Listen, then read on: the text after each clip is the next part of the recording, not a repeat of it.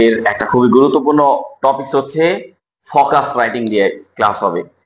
আমরা ইউটিউব বা বিভিন্ন মাধ্যমে ফোকাস রাইটিং এর অনেক কিছু সার্চ দিয়েছি এবং আমাদের কাঙ্ক্ষিত কোনো কিছুই আমরা পাইনি। জাস্ট একটা ফোকাস রাইটিং থাকবে, সেটাকে এইভাবে লিখতে হবে, ওইভাবে লিখতে হবে, এরকম অনেক ভিডিও ইউটিউবে আছে। বাট সেটা কি আসলেও আমাদের জন্য কার্যকর বা কার্যকারী কিছু না? সেটা আসলে আমাদের জন্য কোনো রকমের কার্যকরী কোনো কিছুই না।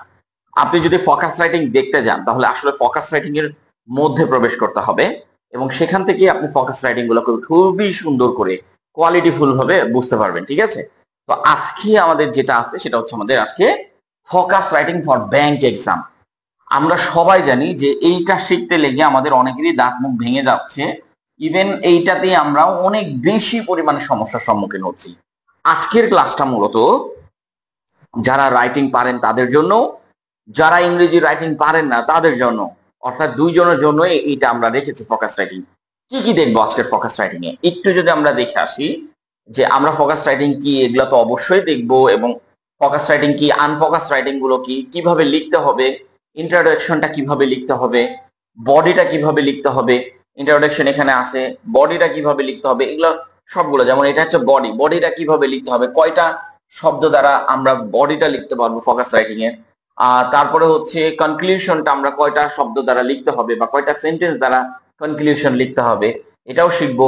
এর পাশাপাশি আমরা বাংলাদেশ ব্যাংক নিয়োগ পরীক্ষায় আসা ইংরেজি ফোকাস রাইটিং সমূহগুলো দেখবো। যেমন এই ফোকাস রাইটিং গুলো আমাদের পরীক্ষায় এসেছে, এখান থেকে আমরা কিছু তথ্য কালেক্ট করব। এখানে আরো কিছু ফোকাস রাইটিং আছে, আর এখান থেকে আমরা জানতে চেষ্টা করব যে ফোকাস রাইটিং এ আমাদের চার্ট, যেমন এটা বার চার্ট, এটা লাইন চার্ট, এটা পাই চার্ট, এটা টেবিল চার্ট, অনেকগুলা চার্ট সম্পর্কেও আমাদেরকে ধারণা রাখতে হবে, সো দ্যাট আমরা এই ধারণাগুলো কিভাবে ফোকাস রাইটিং এ রাখতে পারি এই জিনিসগুলো আজকের ক্লাসে আমরা দেখব। ঠিক আছে? এবং আমরা পাই চার্টটা কিভাবে তৈরি করব, এবং আমরা মানে হচ্ছে সবগুলা চার্ট, যেমন এটা বার চার্ট, বার চার্টটা কিভাবে তৈরি করব, আর তারপরে হচ্ছে আমরা লাইন চার্টটা কিভাবে, লাইন গ্রাফটা কিভাবে তৈরি করব, এই সব কিছুই আজকের আমাদের ফুল ক্লাসে আপনাদেরকে দেখানো হবে। সো আমরা চলে যাই ফোকাস রাইটিং এর একদম প্রথমে চলে যাই। আরো একটা জিনিস ইনক্লুড করা হয়েছিল, আচ্ছা আছে ইনশাআল্লাহ। ওকে, হ্যাঁ, আর এখানে আরো একটা গুরুত্বপূর্ণ জিনিস আমরা দেখবো, সেটা হচ্ছে যে ফোকাস রাইটিং এর আসলে ধরন, কতগুলা ধরন আছে। একটা হচ্ছে ন্যারেটিভ, এই যে দেখেন ডিসক্রিপটিভ, এগুলো অনেক রকমের ধরন আছে, কিন্তু আমাদের পরীক্ষার জন্য এই সবগুলা ধরন পড়তে হয় না, মাত্র দুইটা ধরন পড়তে হয়। কোন দুইটা ধরন, এগুলো আমরা ক্লাসের মধ্যে আজকে দেখিয়ে দিব। ফোকাস রাইটিং, আসেন শুরু করি। ভালো করে লক্ষ্য করেন যে আমরা যে আজকে ফোকাস রাইটিংটা দেখবো, সেই ফোকাস রাইটিং আসলে কি, এইটা এক লাইনে আপনারা পড়ে ফেলতে পারবেন। যেমন ফোকাস রাইটিং হলো একটি লেখার পদ্ধতি যেখানে লেখকের মনোযোগ একটি নির্দিষ্ট বিষয়, উদ্দেশ্য বা থিমের উপর কেন্দ্রীভূত থাকে। অর্থাৎ লেখাটি খুব স্পষ্ট সুনির্দিষ্ট লক্ষ্য নিয়ে লেখা হয়, যাতে পাঠক সহজেই মূল বক্তব্য বুঝতে পারে। এই লেখাটার উপরে আমি আপনাকে কিছু তথ্য প্রদান করব। যেমন ব্রিটিশদের একটা তথ্য আছে, আপনাকে ফোকাস রাইটিং এর কিছু হালকা পাতলা হিস্ট্রিটা আমি যদি একটু বলি। ব্রিটিশরা প্রথমে কম্পোজিশন নামে 19 শতকের দিকে, কম্পোজিশনস নামে 19 শতকের দিকে, হ্যাঁ, 19th সেঞ্চুরির দিকে, হ্যাঁ, 19th সেঞ্চুরির দিকে কম্পোজিশনস, প্যারাগ্রাফ এগুলো আবিষ্কার করে ব্রিটিশরা 19 শতকে। এই পাক ভারত উপমহাদেশে, মানে আমাদের বাংলাদেশ, পাকিস্তান, ভারত, এগুলো সব নিয়ে তারা তৈরি করে। হ্যাঁ, ওকে। সো এই যে তৈরি করে, এই তৈরি করার পরে তারা চিন্তা করে আসলে মানুষ আসলে লিখেই যাচ্ছে, গুরুত্বপূর্ণ লিখছে না, এবং অগুরুত্বপূর্ণ কথাবার্তাও এখানে প্রবেশ করছে। কিন্তু আমরা আসলে অগুরুত্বপূর্ণ কথাবার্তা, মানে যেগুলোর ইম্পর্টেন্ট নাই, যেগুলোর প্রয়োজন নাই, সেগুলোও মানুষ লিখে চলে যাচ্ছে। ফলে কম্পোজিশন কখনো 10 পেজ, কখনো 5 পেজ, কখনো 20 পেজ এরকম হয়ে যাচ্ছে। কিন্তু তথ্যগুলো সংগ্রহ তারা কেউ করছে না, শুধুমাত্র লিখে একটা ছোট তথ্যকে তারা 20 পেজও লিখে ফেলছে। তো সেই দিক থেকে ব্রিটিশরা 19 শতকের দিকে চিন্তা করে যে আমরা কম্পোজিশন এখন আর লিখতে বলবো না, আমরা এই কম্পোজিশন থেকে ফোকাস রাইটিং লিখতে বলবো। এই কম্পোজিশন থেকে কি লিখতে বলবো, ফোকাস রাইটিং লিখতে বলবো। এইটা focus writing, sorry, focus writing. যদি এটা নাম আলাদা ছিল, যদি এটা নাম আলাদা ছিল, বাট মূলত ফোকাস রাইটিং এরই কাজ ছিল সেটা। এখন এই ব্রিটিশরা চিন্তা করবো যে এই ফোকাস রাইটিং, এখন ফোকাস রাইটিং আপনি লিখতেছেন, কেউ আপনাকে দেখাচ্ছে, আপনি লিখতেছেন, এইটা আসলে ফোকাস রাইটিং না। আমরা আসলে যারা ফোকাস রাইটিং 2 পেজ লিখে ফেলছি বা ফোকাস রাইটিং 1.5 পেজের মতনও লিখে ফেলছি এবং গুরুত্বপূর্ণ কোনো তথ্য দিচ্ছি না, আসলে সেখান থেকে আমরা কোনো মার্কসই পাচ্ছি না। ফোকাস রাইটিং এর মূল উদ্দেশ্যটা হচ্ছে এই যে কম্পোজিশন আপনি লিখলেন বা একটা প্যারাগ্রাফ লিখলেন, প্যারাগ্রাফ ইংরেজরা বলেছিল হচ্ছে প্যারাগ্রাফের কথা, হ্যাঁ, একটা প্যারাগ্রাফে লিখলেন। তো প্যারাগ্রাফ আমরা কয় পেজ লিখি বলেন তো? 2 পেজ সর্বোচ্চ, এটাই 2 পেজ বা 2.5 পেজ আমরা একটা প্যারাগ্রাফ লিখি। তো প্যারাগ্রাফ এবং কম্পোজিশন এগুলা ব্রিটিশরা দেখতে দেখতে খুবই, মানে কি বলবো, যে ওরা হচ্ছে বিরক্ত হয়ে দাঁড়িয়েছিল যে মানুষ প্যারাগ্রাফেও গুরুত্বপূর্ণ কিছু দিচ্ছে না, একটা ছোট ইনফরমেশন দিতে লেগে তারা 3-4 পেজ লিখে ফেলছে, কম্পোজিশন 20 পেজও চলে যাচ্ছে। তো তখন তারা চিন্তা করলো এমন একটা টপিক বের করেন যে টপিকটা শুধুমাত্র গুরুত্বপূর্ণ অংশগুলো নিয়েই ফোকাস করা হতে পারে। তখন সেটাকে বলা হলো ফোকাস রাইটিং। তার মানে আপনি চিন্তা করেন, আপনি যে প্যারাগ্রাফটা লিখছেন 2 পেজ, সেটাও যেমন ব্রিটিশরা দেখতে চাচ্ছিল না, কম্পোজিশন তো দেখতেই চাচ্ছিল না, ঠিক সেই সময় তারা পাক ভারত উপমহাদেশে তৈরি করলো হচ্ছে ফোকাস রাইটিং। শুধুমাত্র গুরুত্বপূর্ণ অংশগুলো যদি আপনি আমাকে তুলে দিতে পারেন, অতএব আমি আপনার খাতাটা দেখব, অন্যথায় আমি এই খাতাগুলো দেখতে রাজি না। এবার বুঝতে পেরেছেন ফোকাস রাইটিংটা আসলে কি? এই যে প্যারাগ্রাফ, এই যে কম্পোজিশন লিখলেন, এটার যে সংক্ষিপ্ত রূপ, একদম গুরুত্বপূর্ণ অংশ, সেটাকেই বলা হয় ফোকাস রাইটিং। আসেন আমরা এই তথ্যের মাধ্যমে ফোকাস রাইটিংটাকে একটু আইডেন্টিফাই করার চেষ্টা করি। লাইক দ্যাট, এখানে আপনাকে একটা টপিক দেওয়া হলো প্রোটেক্টিং দ্য এনভায়রনমেন্ট, মানে বলা হলো পরিবেশ রক্ষা করার জন্য যা যা করা দরকার সবকিছু আপনাকে বলা হলো যে এইটার উপরে আপনাকে একটা ফোকাস রাইটিং লিখতে বলতে। এখন দেখেন, উপরে যেটা আপনি দেখতে পাচ্ছেন এটা কিন্তু ফোকাস রাইটিংই না। বাট আমাদের দেশে কিন্তু যে বইগুলো, আমাদের হাতে যে বইগুলো আপনার হাতে আছে, তারা আপনাকে ফোকাস রাইটিং দিচ্ছে গুরুত্বপূর্ণ শব্দ বাদে। এগুলো আমরা কিন্তু এই যে উপরেরটা কিন্তু হচ্ছে আমরা একটা বই থেকে তুলেছি, যদিও বইটার নামটা বলবো না, বাট উপরেরটা আমরা একটা বই থেকে তুলেছি। এইটার যে ফোকাস রাইটিং ভার্সন সেটা আমরা এখানে নিয়ে এসেছি। আবারও লক্ষ্য করেন, এটা আপনারা বইগুলো পড়লেই বুঝতে পারবেন। উপরেরটা আমরা একটা আমাদের বাংলাদেশি বই, ফোকাস রাইটিং এর বই থেকে তুলেছি এবং সেটা এখানে নিয়ে এসে আমরা আর একটা ফোকাস রাইটিং স্টাইলটা আমরা এখানে দাঁড় করিয়েছি। এখন ঘটনাটা আসলে কি? ঘটনাটা হচ্ছে এই যে দেখেন, আপনি প্রত্যেকটা লাইন পড়ে পড়ে ব্যাখ্যাটা করবেন যে ফোকাস রাইটিং আসলে আপনাকে কি বলছে। ফোকাস রাইটিং বলছে মূল তথ্যটা তুলো, অযাচিত তথ্যগুলা বাদ দাও। ব্রিটিশরা বলেছিল যে এই আজে বাজে কথা বাদ দিয়ে প্রত্যেকটা লাইনেই যাতে আমাদের মনোযোগ আকর্ষণ হয়, প্রত্যেকটা লাইনেই যাতে ইনফরমেশন থাকে, সেটাই হচ্ছে ফোকাস রাইটিং। লাইক কেমন, ধরেন এখানে বলছে যে protecting the environment is very important. এখানে আপনি কোনো ইনফরমেশন পেয়েছেন? এখানে আপনি কোনো ইনফরমেশন পাইলেন? মানে আমি এটার বাংলাটাও যদি আপনাকে বলি যে পরিবেশ রক্ষা খুবই গুরুত্বপূর্ণ, ইনফরমেশনটা কোথায়? ইনফরমেশনটা কোথায়? পরিবেশ রক্ষা খুবই গুরুত্বপূর্ণ, খুবই গুরুত্বপূর্ণ। তাহলে আমরা কি করব? মানে তাহলে আমরা কি করব প্রশ্ন থেকেই যাচ্ছে। কিন্তু আপনি যদি বলেন যে প্রোটেক্টিং দ্য এনভায়রনমেন্ট, পরিবেশ রক্ষা, ইজ দ্য রেসপন্সিবিলিটি, এটা হচ্ছে দায়িত্ব, অফ অল, সবার দায়িত্ব। তো দেখেন, আপনি বললেন এটা অনেক ইম্পর্টেন্ট, এখন এটা কি খারাপ ইম্পর্টেন্ট না ভালো ইম্পর্টেন্ট এগুলো বলেননি, বাট বলছেন গুরুত্বপূর্ণ। বাট এইখানে দেখেন, আমি এই লাইনটাই যখন এইভাবে লিখছি, protecting the environment is responsibility of all, সবার জন্য বা সবার হচ্ছে দায়িত্ব হচ্ছে পরিবেশ রক্ষা করা। আপনি বললেন পরিবেশ রক্ষা, পরিবেশ রক্ষা খুবই গুরুত্বপূর্ণ একটা বিষয়। আমি বললাম ভাই সবার দায়িত্ব পরিবেশ রক্ষা করা। এইটা হচ্ছে ফোকাস রাইটিং, কারণ আপনি এখানে সবার দায়িত্বের কথাটাই উল্লেখ করে দিলেন আর এখানে বললেন ভাই গুরুত্বপূর্ণ। কেমন গুরুত্বপূর্ণ এটা বলেননি। এবার নেক্সট লাইনটার দিকে লক্ষ্য করেন, আমরা আমাদের বইগুলো, আমাদের বই থেকে তোলা হয়েছে, there are many types of trees, এখানে অনেক ধরনের গাছপালা আছে। There are many type of trees in our country, আমাদের দেশে অনেক ধরনের গাছপালা আছে। হোয়াই, আবার লক্ষ্য করেন আমাদের দেশে কি বলতেছে, অনেক ধরনের গাছপালা আছে। এইটাকে বলার দরকার আছে আমাদের দেশে গাছপালা আছে? এটা পৃথিবীর সকল দেশে গাছপালা আছে, এটা পৃথিবীর সকল দেশে গাছপালা আছে। এই তথ্যটাও আপনাকে ইংরেজরা নিচ্ছে না। তো আপনি যে তথ্যটা দিচ্ছেন, দেখেন, টু মেনটেন, কি করতে হবে? টু মেনটেন মানে রক্ষা করার জন্য, কি environmental balance. To maintain environmental balance মানে হচ্ছে পরিবেশের ভারসাম্য রক্ষা করার জন্য। ইট ইজ ইম্পর্টেন্ট, এটা খুবই গুরুত্বপূর্ণ, টু প্ল্যান, প্ল্যান মানে কি বলতেছে যে গাছ লাগাতে। আমরা যখন বলি না প্ল্যান্ট, আমরা যখন কি বলি যে প্ল্যান্ট, প্ল্যান্ট মানে গাছ লাগানো, আর টু প্ল্যান্ট মানে কি গাছ লাগাতে, কি ট্রিজ, টু প্ল্যান্ট ট্রিজ মানে হচ্ছে গাছ লাগানোর জন্য খুবই গুরুত্বপূর্ণ।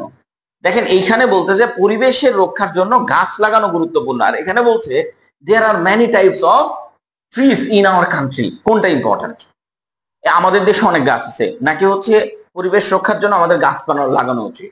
আবার এখানে দেখেন একটা অযাচিত কথাবার্তা, দেখেন people use a lot of plastic. এই যেগুলো আমরা ফোকাস রাইটিং এ লিখি, এন্ড আমাদের মাসটা এইভাবে কাটাতে। ফোকাস রাইটিং এর প্রত্যেকটা লাইন হতে হবে ইনফরমেটিভ। এখানে আমরা কি বলছি? Reduce plastic use, plastic use reduce করতে হবে। আপনি এখানে দুইটা সেন্টেন্স লিখলেন, আমরা আমরা এখানে কয়টা সেন্টেন্স লিখলাম? যে দুইটার জায়গায় একটা সেন্টেন্স ইউজ করতেছি, এবং ওইটা আরো সংক্ষিপ্ত করে দিচ্ছি। আমাদের একটা ক্লাস আছে, আমাদের পেজেই আছে, ক্লাসটাতে এরকম ছিল যে আমরা অনেকগুলো কমপ্লেক্স বা অনেকগুলো কম্পাউন্ড সেন্টেন্সকে একটা সেন্টেন্সে রূপান্তরিত করব। এটাই হচ্ছে সেই ফোকাস রাইটিং এর সেন্টেন্স। যেমন এখানে বলতেছে দেখেন people use a lot of plastic, people অনেক ধরনের প্লাস্টিক ইউজ করে, অযাচিত কথাবার্তা। এখানে যদি আমরা বলতাম রিডিউস প্লাস্টিক ইউজ, মানে প্লাস্টিক ইউজ কমাতে। আবার লক্ষ্য করেন এইখানে আমরা বলছি যে many people go to the beach every year on holidays, মানে কি বলছে যে অনেক মানুষ কোথায় যায়? বিচে যায়, মানে ওই যে সমুদ্র পার আর কি। এভরি ইয়ার প্রত্যেক বছর, অন হলিডেজ হলিডেজে। আপনি এই কথাটাই দেখেন, and dispose of waste properly. Plastic হচ্ছে মানে আপনাকে কি বলতেছে? প্লাস্টিক ইউজ কমাতে হবে, এন্ড এবং ডিসপোজ করতে হবে। ডিসপোজ মানে কোনো কিছু ফেলে দেওয়া, এটা হচ্ছে ডাস্টবিনকে বলা হয় ডিসপোজ। তো ডিসপোজ করতে হবে, এই ডিসপোজ মানে হচ্ছে ফেলে দেওয়া বা ওইটাকে পরিত্যক্ত করা। কোথায় পরিত্যক্ত করা? ওয়াস্ট প্রপারলি, মানে হচ্ছে একটা নির্দিষ্ট স্থানে ওইটাকে পরিত্যক্ত করতে হবে সঠিকভাবে। মানে আপনি যেখানে সেখানে পলিথিন ব্যাগ ফেলে দিবেন, এইটা হবে না। এইখানে দেখেন ওই যে নিচের লাইনটা বললাম, many people go to the beach every year on holidays, আর এখানে দেখেন everyone must be aware to prevent pollutions। ওইখানে আপনি বললেন প্রত্যেক বছর হাজার হাজার মানুষ বিচে যাচ্ছে, আর আপনি এখানে বললেন যে everyone must be aware to prevent pollutions। এখন আপনাকে যদি আমি বলি উপরের লাইনটার দিকে যখন আপনি লক্ষ্য করলেন, আপনি একবার ভাবেন তো, পরীক্ষার খাতায় আপনার দুইজন, ধরেন আপনার ফ্রেন্ড আর আপনি দুইজনে লিখলেন, আপনার ফ্রেন্ড লিখলো নিচেরটা, আপনার ফ্রেন্ড লিখলো কি নিচেরটা, সে তথ্য নির্ভর কথাবার্তা প্রত্যেকটা লাইন বাই লাইন ইউজ করলো, আর আপনি ইউজ করলেন এই পর্যন্ত আসছেন, বাট আপনি এখন পর্যন্ত ইউজ করতে পারেননি যে কি করতে হবে। আর সে প্রথম লাইন থেকে এটাকে কি করতে হবে মাত্র 3টা লাইনের মাধ্যমে সে বুঝিয়ে দিচ্ছে। তো যিনি খাতা দেখবেন তিনি ভাববেন আরে ভাই এর তো প্রত্যেকটা লাইনে ইনফরমেশন ইউজ করেছে, প্রত্যেকটা লাইন। ফোকাস রাইটিং আপনাকে প্যারাগ্রাফ লিখতে বলেনি, ফোকাস রাইটিং আপনাকে প্যাসেজ লিখতে বলেনি। আচ্ছা আমি চার্জ গেছে নাকি একটু দেখতেছি, কারণ আমাদের আরেকটা মাইক্রোফোন আছে, ওটা ইউজ করবো। ফোকাস রাইটিং সবসময় আপনাকে বলছে যে ভাই আমাকে ইনফরমেটিভ কিছু দাও, আমি এগুলো শুনতে চাই না যে কি হয়েছে। তো যিনি খাতা দেখেন তিনি ফোকাস রাইটিং এর মাইন্ড নিয়ে খাতা দেখেন, তার কাছে হাজার হাজার খাতা আছে, সে হাজার হাজার খাতাগুলো দেখেন বসে বসে। হাজার হাজার খাতা দেখার ফলে তার যে মাইন্ড, তার যে লেখা ধরনের মাইন্ড। আমি কতজনের খাতা দেখি, আমার এখানে 350 বা 400 স্টুডেন্ট পেইড ব্যাচে, তারা আমাকে খাতা দিচ্ছে, আমি হয়তো 450 বা 500 খাতা দেখছি। কিন্তু এই যে যারা খাতা আপনাদের দেখতেছে তারা হাজার হাজার খাতা দেখছে, and তাদের যে মাইন্ড সেট আপ, এই মাইন্ড সেট আপে যদি আপনার এই খাতা দেখে ও নিবেই না, is not very informative, and then সে নিবে এইটা। এইটা যখন সে পড়তে থাকবে সে বুঝতে পারবে protecting the environment is the responsibility of all. আমাদের সবার জন্য গুরুত্বপূর্ণ to maintain environment balance. Environment balance করতে it is important to plant trees, খুবই দরকার কি একটা প্ল্যান্ট ট্রিজ করা। তো এই জিনিসগুলো আমাদেরকে লক্ষ্য করতে হবে। এখন আসেন আমরা ফোকাস রাইটিং বলে আমরা গুগলে সার্চ দিই, ফোকাস রাইটিং বলে আমরা ইউটিউবে সার্চ দিই। আমাদের বইগুলো, আমাদের যে বাজারের যে বইগুলো আছে সেই বইগুলো এবং ইউটিউবে যে ভিডিওগুলো আমরা দেখতে পাই, সেখানে আমরা দেখি যে অনেক ধরনের ফোকাস রাইটিং সম্পর্কে আলোচনা করা হয়। একটা হচ্ছে ন্যারেটিভ, একটা হচ্ছে ডিসক্রিপটিভ, একটা হচ্ছে এক্সপোজিটরি, হ্যাঁ, আরেকটা হচ্ছে আপনার কি বলছে যে পারসেসিভ, আরেকটা হচ্ছে টেকনিক্যাল ফোকাস রাইটিং। এখন আপনি চিন্তা করেন যে এতগুলা ফোকাস রাইটিং আপনাকে দেখাচ্ছে এবং এগুলো কি, এগুলো হচ্ছে ওই যে আমি বললাম 19 শতকের দিকে ফোকাস রাইটিং, মানে প্রত্যেকটা বিষয়ের উপরে ফোকাস রাইটিং ব্রিটিশ, ইউরোপ এবং আমেরিকা তৈরি করেছিল। ইউরোপিয়ান এবং আমেরিকানরা ফোকাস রাইটিং তৈরি করেছিল, এখানে প্রত্যেকটা বিষয়ের উপরেই তৈরি করা হয়েছিল। কিন্তু আমাদের দেশে যে চাকরির পরীক্ষাগুলো হয় সেই চাকরির পরীক্ষাতে শুধুমাত্র এই দুইটা ফোকাস রাইটিংই দেওয়া হয়। ন্যারেটিভ ফোকাস রাইটিং মানে কি, যে কাহিনী, আমাদের কাহিনী টাহিনী এগুলো দেওয়া হয় না, সো দ্যাট আপনার বইয়ে যে কাহিনী নির্ভর ফোকাস রাইটিং আছে এটা পুরোটাই আপনার ওয়েস্ট অফ টাইম, হয়তো আপনার শিক্ষার জন্য বেটার হবে বাট পরীক্ষার জন্য ইজ নট বেটার। তারপরে দেখেন ডিসক্রিপটিভ ফোকাস রাইটিং, বিষয় বা বস্তু, স্থান বা ব্যক্তির দৃশ্যের বর্ণনা। আপনাকে এই জিনিসগুলো এখন খুবই কম দেওয়া হয়। একটা সময় আমাদের এখানে দেওয়া হতো, একটা বিষয় দেওয়া হতো, একটা থিমস দেওয়া হতো, সেই থিমস এর উপর আপনাকে লিখতে বলা হতো। এটা মোটামুটি এখনো আসে আমাদের, যেটা হচ্ছে ডিসক্রিপটিভ ফোকাস, বিষয় বা বস্তু নিয়ে আলোচনা করা। একটা বিষয় দিয়ে দিল, একটা বস্তু দিয়ে দিল, এটা নিয়ে আলোচনা করতে বলা হলো এবং ওইখানে একটা প্রেক্ষাপট দেওয়া হলো, ওইখানে একটা কি প্রেক্ষাপট আপনাকে দেওয়া হলো, ওই প্রেক্ষাপট অনুযায়ী আপনাকে লিখতে হবে। এটা আসে 2 নাম্বারটা, খুবই কম আসে। 3 নাম্বারটা হচ্ছে আপনাকে কি বলছে, কোনো বিষয় বা ধারণার প্রক্রিয়া ব্যাখ্যা করা। এইটা হচ্ছে বাংলাদেশের ব্যাংকগুলোতে সব থেকে বেশি, এই এক্সপোজিটরি, এই ফোকাস রাইটিংটা সব থেকে বেশি আসে। দ্বিতীয়টা হচ্ছে এই ফোকাস রাইটিংটা, যেটা হচ্ছে আপনার একটা বস্তু, যেমন ছাত্র রাজনীতি, আপনার মত প্রকাশ করেন, এইটা একটা, বা বিতর্কমূলক প্রবন্ধ, এইটা। এই দুইটা ফোকাস রাইটিং হচ্ছে আপনার বাংলাদেশে খুব বেশি আছে। এই যে 2 নাম্বার যে ফোকাস রাইটিংটা দেখতেছেন, এইটা গত 3-4 বছরেও আসেনি। এই দুইটা ফোকাস রাইটিং বারবার। আর নিচে যে 5 নাম্বার এবং 1 নাম্বার, এগুলো আমাদের দেশের কোনো ফোকাস রাইটিং নয়, এগুলো ফোকাস রাইটিং বিদেশেদের ফোকাস রাইটিং। এগুলো হচ্ছে আমাদের চাকরি নির্ভরের জন্য না, এটা আপনার লেখার উন্নতি করার জন্য। যেমন ব্যবহার নির্দেশিকা বা বিজ্ঞান প্রযুক্তির প্রতিবেদন, একটা প্রতিবেদন আপনাকে লিখতে বলতেছে। আমরা যখন কলেজে পড়ি সেখানে আমাদের একটা প্রতিবেদন লিখতে হতে পারে, সেই প্রতিবেদন অনুযায়ী এই ফোকাস রাইটিং, মানে টেকনিক্যাল ফোকাস রাইটিং এটা। কিন্তু আপনার মূল টার্গেট হবে এই 3 আর 4 নাম্বারটা। সো এখন আমরা ফোকাস রাইটিংটাকে একটু বোঝার চেষ্টা করব। ফোকাস রাইটিং এর আসলে প্রকারভেদটা তো দেখলাম, এটার প্রকারভেদ। এখন ফোকাস রাইটিংটা লিখতে হয় কি করে, যারা ইংরেজি পারি না পারি তারা সবাই দেখব এবং আমি এটাকে শিখিয়ে দেখায় দিচ্ছি। ফোকাস রাইটিং এর 3টা অংশ থাকে। একটা অংশের প্রথম অংশটার নাম হচ্ছে ইন্ট্রোডাকশনস, দ্বিতীয় অংশটার নাম হচ্ছে বডি, দ্বিতীয় অংশটার নাম কি বডি, প্রথম অংশটার নাম কি ইন্ট্রোডাকশন। হ্যাঁ, ইন্ট্রোডাকশন। আর দ্বিতীয় অংশটার নাম হচ্ছে বডি, আর তৃতীয়টা হচ্ছে কনক্লুশন। তৃতীয় অংশটার নাম হচ্ছে conclusion.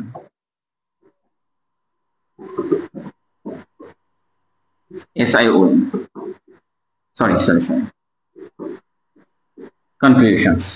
So introductions, body and conclusions, এই 3টাই আপনাকে লিখতে হবে। তো আপনাকে বলা হলো ভাই ইন্ট্রোডাকশন লিখে ফেলেন, বডি লিখে ফেলেন এবং কনক্লুশন লিখে ফেলেন। যে ভিডিওগুলো আপনারা দেখতে পাচ্ছেন ইউটিউবে, এই ভিডিওগুলোতে আপনাকে শেখানো হচ্ছে ভাই আপনি শুধুমাত্র লিখে যান। কি বলছে, ইন্ট্রোডাকশন মানে ওটার পরিচিত দেওয়া। ভাই এরকম কোনো কিছুই না, ফোকাস রাইটিং পরিচিত দেওয়া না, ওটা প্যারাগ্রাফ, ওটা এসে। আবারও বলছি, লক্ষ্য করেন, আপনাকে যে ইন্ট্রোডাকশনটা দিচ্ছে এবং যেটা ইউটিউবে আপনি দেখতে পাচ্ছেন বা বিভিন্ন ভিডিওগুলোতে দেখতে পাচ্ছেন, সেটা আসলে ইন্ট্রোডাকশন, ওটা প্যারাগ্রাফ অথবা এসে। আপনার কাছে কি জানতে চাওয়া হয়েছে যে প্যারাগ্রাফ কি? আপনি 1 পেজের মধ্যে সব লিখেন না, একটা পেজ লিখেন, 1.5 পেজ লিখেন, 1 পেজ লিখেন, সমস্যা কি? কিন্তু মূল তথ্যগুলো দিয়ে লিখেন। তো যারা আপনাকে ইন্ট্রোডাকশনটা শেখাচ্ছে, ফোকাস রাইটিং এর ইন্ট্রোডাকশন এরকম হয় এবং সেখানে প্যারাগ্রাফের ইন্ট্রোডাকশন ইউজ করতেছে, এসের ইন্ট্রোডাকশন ইউজ করতেছে, আর এতেই আপনি পুরোই ধরা খাচ্ছেন। দেখেন, ইন্ট্রোডাকশনে প্যারাগ্রাফের ইন্ট্রোডাকশন আলাদা হবে, এসের ইন্ট্রোডাকশন আলাদা হবে, আর ফোকাস রাইটিং এর ইন্ট্রোডাকশন হবে পুরোটাই আলাদা। যেমন ফোকাস রাইটিং এর যে বিষয়টা থাকবে, এই যে দেখেন ক্লাইমেট চেঞ্জ, এই বিষয়টা সম্পর্কে একটা তথ্য দিবেন। এরপর কি করবেন, ওই বিষয়টা কতটা গুরুত্বপূর্ণ এইটা 1 লাইনের মধ্যে লিখবেন। তারপরে কি করবেন, তারপরে উদ্দেশ্য, এই যে বিষয়টা একটা সমস্যা হইলে এই সমস্যাটা কিভাবে সমাধান করা যায়, বিষয়টা যদি খুবই গুরুত্বপূর্ণ একটা টপিক হয়, তাহলে আমরা সেটাকে কিভাবে মানবো? এই লাইন দিয়ে একটা লাইন, তাহলে কয়টা লাইন করতে হবে? ইন্ট্রোডাকশনে কয়টা লাইন দিতে হবে? একটা লাইন, দুইটা লাইন এবং তিনটা লাইন দিয়ে আপনাকে ইন্ট্রোডাকশনটা শেষ করতে হবে। প্রথম লাইনটা কি? বিষয়। এটা কি বিষয়? ক্লাইমেট চেঞ্জের বিষয়। এখন এখানে লক্ষ্য করেন, climate change is a serious global issue. Climate change কি? একটা সিরিয়াস গ্লোবাল ইস্যু। তার মানে ওই বিষয়টা আপনাকে লিখতে হবে যে এটা খুবই গুরুত্বপূর্ণ একটা ইস্যু, গ্লোবাল ইস্যু। এই যে গ্লোবাল সিরিয়াস ইস্যু দেওয়া যায়, তো আমরা কি বলতে পারতাম যে সিরিয়াস ইস্যু। সিরিয়াস ইস্যুটা না বলে আপনি যদি সিরিয়াসের সাথে একটা গ্লোবাল যুক্ত করে দেন, গ্লোবাল ইস্যু মানে পুরো বিশ্বের সাথে, তাহলে এটা একটা ইনফরমেটিভ। আপনি যদি লিখতেন যে climate change is a serious problem, climate change is a serious issue, climate change is a important issue, climate change is very important, এগুলো যদি লিখেন তাহলে খুব একটা ইনফরমেটিভ হয় না।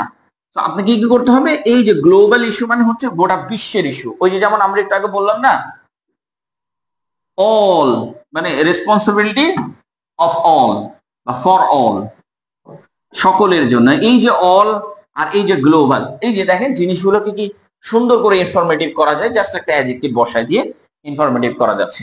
তাহলে আমাদের কি চলে গেল? বিষয়টা চলে গেল। যে বিষয়টা লিখে আছে ওই বিষয়টা এক বাক্যে লিখে ফেলেন। এরপরে এরপরে কি বলছে? এই বিষয়টা কতটা গুরুত্বপূর্ণ এখন লিখেন। এটা একটা প্রবলেম। তারপরে কি বলছে? It affects the environment. এটা ক্লাইমেটটা কি করে? আমাদেরকে অ্যাফেক্টস করে। এনভায়রনমেন্টকে কি করে? অ্যাফেক্টস করে, মানে প্রভাবিত করে। ইকোনমিককে প্রভাবিত করে অ্যান্ড হিউম্যান লিভস কে প্রভাবিত করে। আপনারা যারা এসডিজি নিয়ে পড়াশোনা করেছেন, আপনারা ভালো করে লক্ষ্য করবেন, ক্লাইমেট চেঞ্জ এই তিনটাকে প্রভাবিত করে। এই যে আমাদের এসডিজি তে লেখা আছে, একটা হচ্ছে এনভায়রনমেন্টকে, ক্লাইমেট চেঞ্জ হচ্ছে আমাদের পরিবেশের ক্ষতি করে, পরিবেশের ক্ষতি করে। ক্লাইমেট চেঞ্জ আমাদের অর্থনীতির ক্ষতি করে এবং ক্লাইমেট চেঞ্জ আমাদের মানুষের বসবাসের ক্ষতি করে, মানুষের জীবনধারাকে ক্ষতি করে। হিউম্যান লাইফ, মানুষের জীবনধারাকে ক্ষতি করে। তার মানে আমরা তিনটা জিনিস শিখতে পাচ্ছি এখানে। কি কি শিখতে পাচ্ছি বলেন তো? এক মানে এইখানে তিনটা জিনিসকে হচ্ছে আমাদের ক্লাইমেট চেঞ্জটা ক্ষতি করে। এই যে তিনটা জিনিস, এগুলো আপনাকে তথ্যগুলোকে সংগ্রহ করতে হবে ফোকাস রাইটিং এর লেকচার শিট থেকে, নট ফোকাস রাইটিং এর বই। ওটা প্যারাগ্রাফ, ওইটা এসে, ওইটা ফোকাস রাইটিং না। ওই ইন্ট্রোডাকশনটা ফোকাস রাইটিং না, এই ইন্ট্রোডাকশনটা হচ্ছে ফোকাস রাইটিং। আপনাকে ইনফরমেটিভ তথ্য দিতে হবে মাত্র তিনটা লাইনের মাধ্যমে। এন্ড দেন আপনি এক্সাম্পলটাতে কি আসবেন? যদি আপনি তিনটা লাইন না পড়েন, আপনি চারটা লাইন দেন, কিন্তু তিনটা লাইনে শেষ করাটাই বেটার হবে। এরপর আসে কি? একটা উদ্দেশ্য। উদ্দেশ্যটা কি বলেন তো? এর উদ্দেশ্যটা কি হতে পারে? আচ্ছা, দিস এসে মানে এইটা আপনি উদ্দেশ্যটা বলতেছেন যে যেহেতু এটা একটা প্রবলেম, এই প্রবলেমটা আমাকে সলভ করতে হবে এমন কোনো কিছু। This essay will discuss this essay will discuss the cause and effects। মানে আপনি যে লিখবেন এই যে প্যারাগ্রাফটা, যে আপনার উদ্দেশ্য কি এখন? এই বিষয় এবং এর গুরুত্ব, এই দুইটা নিয়ে যে আপনি একটা উদ্দেশ্য হাসিল করতে যাচ্ছেন, যে আপনি এখন এখানে কি লিখবেন। আচ্ছা, দিস এসে মানে এই প্যাসেজটিতে উইল ডিসকাস করা হবে, মানে আলোচনা করা হবে। এই যে উইল বলেছি, আলোচনা করা হবে। কি আলোচনা করা হবে? দ্য কজেস, এটা ঘটছে কি করে, এন্ড এটা কিভাবে ইফেক্টস করছে, এটা কিভাবে কি করছে? ইফেক্টস করছে। এটা কিভাবে ঘটছে আর কিভাবে প্রভাবিত করছে। আপনি আরেকটা দিতে পারেন এন্ড সলিউশন। সলিউশনটা কি? এই তিনটাই আপনি এখানে দিতে পারেন। আরেকটা কি দিবেন? এন্ড সলিউশন দিয়ে দেন। তাহলে তিনটা হয়ে গেল, যে আপনি একটা ঘটছে, এটা কিভাবে মানুষকে ক্ষতি করছে এবং এটা সলিউশনটা কি, এগুলো অফ ক্লাইমেট চেঞ্জ, ক্লাইমেট চেঞ্জের কারণে বা ক্লাইমেট চেঞ্জের ইফেক্টস অথবা ইস্যু কিভাবে ক্ষতি করতেছে, এইটাই এখন এখানে ডিসকাস করা হবে, আলোচনা করা হবে, যেটা আপনি লিখবেন। এই যে উদ্দেশ্যটা কি, আপনি পরের লাইনে যাচ্ছেন, মানে আপনি এখন বডিতে ঢুকতে চলে যাবেন। কোথায়? বডিতে। আপনি ইন্ট্রোডাকশনটা লিখা হয়ে গেলে আপনি কোথায় চলে যাবেন? বডিতে চলে যাবেন। এখন লক্ষ্য করেন, এখানে ধরেন একটা টপিকস আছে, আমরা এখন একদম মানে এই যে এখানে যেমন আমরা এক্সাম্পল দিয়ে করেছি, যে একটা এক্সাম্পল, এই যে একটা এক্সাম্পল, এই যে একটা এক্সাম্পল, তিনটার জন্য তিনটা এক্সাম্পল, তাই না? এটার জন্য এটা, এটার জন্য এটা। এখন আমার চিন্তা ভাবনা হচ্ছে, ভাই আমি এক্সাম্পল দিব না, কিন্তু আমি এইখানে একটু দেখার চেষ্টা করব যে এইটাকে আমরা কিভাবে লিখতে পারি। যেমন এখানে বলছে প্রোটেক্টিং দ্য এনভায়রনমেন্ট। ও আচ্ছা, এগুলো একসাথে করে দেওয়া হয়েছে। ওই যে ওই সেন্টেন্স গুলো দিয়ে একসাথে করে দেওয়া হয়েছে। যেমন এখানে ধরেন it affects our health and survival future generations.